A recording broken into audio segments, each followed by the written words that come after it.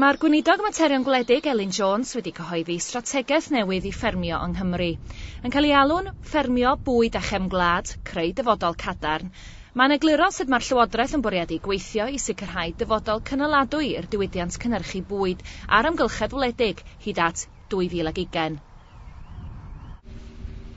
Mae cyhoeddiad gan Hybu Cymru yn dangos y gallai rhai cynnyrchwyr fanteisio o ddefnyddio system tagio electronig ar ei defed, y gost yw'r broblem fwyaf i'r mwyafrif.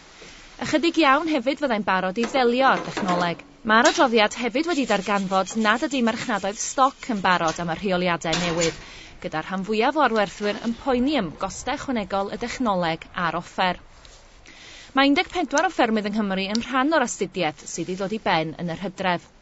O dan reolau Ewropeaidd newydd sydd i ddod i rym yn Ionawr 2010, fe fydd yn rhaid i bob oen sy'n cael ei eni ar ôl y dyddiad hwn gael ei dagio'n electronig.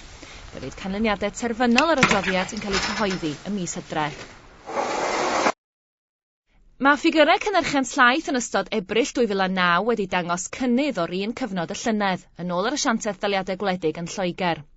Roedd cyfanswm y llaeth cyfanwerthol ym mis Ebrill yn 1,142.6 miliwn o litrau, i fyny 3.2 miliwn litr o Ebrill y llynedd. Mae'r cynnydd yn newyddion calonogol i'r sector laeth, sydd wedi gweld toriadau di-ri yn y pris sy'n cael ei gynnig gan broseswyr dros y misoedd diwetha.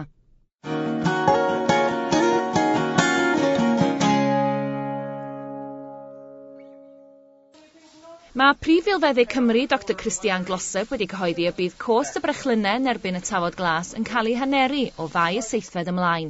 Y gobaith ydy y bydd y gostyngiad yn cael ei drosglwyddo drwy'r gadwyn gan olygu bod pris y brechlyn yn cwympo o 66 i 79 ceiniog y mililitr a taw i 33 i 39 ceiniog.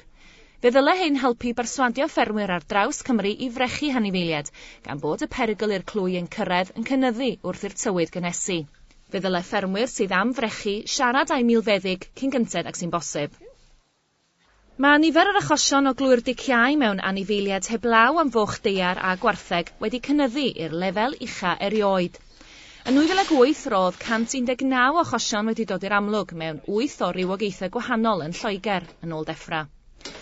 Mae ffigurau 2008 yn dangos bod cynnydd mawr yn y clwy mewn Gymru, 33 achosion o'i gymharu â 2 yn 2007. A 34 achosion mewn Ceirw o'i gymharu a dim ond 1 yn 2007. Mae deffra'n dweud bod y cynnydd yn sgil gwell ymwybyddiaeth o'r clwy a chyfnodi achosion. Ond mae rhai ffermwyr yn dadlau bod y niferoedd hyn yn dangos bod y clefyd allan o reolaeth. Mae ysgrifennydd deffra Hilary Ben wedi rhybuddio byddai'r gwaharddiad ar bla laddwyr yn effeithio ar faint o fwyd sy'n cael ei gynhyrchu ym Mhrydain. Mae'r gwaharddiad yn cynnig problem ddifrifol i dyfwyr Prydeinig, meddai Mr Ben wrth bwyllgor dylanwadol yn y tŷ cyffredin ar y 7 o Fai. Mae pwyllgor yr amgylchedd bwyd a materion gwledig yn ymchwilio ar hyn o bryd i ddiogelwch bwyd Prydain hyd at 2050. Mae gwyddonwyr y Llywodraeth yn rhagweld y gallau cynhyrchion leihau gymaint â 30% yn sgil y gwaharddiad. Mae brwsel am wahardd rhai mathau o gymegion sydd yn ei barn nhw yn berygl i iechyd pobl. Ond mae arweinwyr amaethyddol yn rhybuddio y byddai'r gwaharddiad yn ei gwneud hi'n anodd iawn i dyfu rhai mathau o gnydau gan arwain at brisiau bwyd yn dyblu.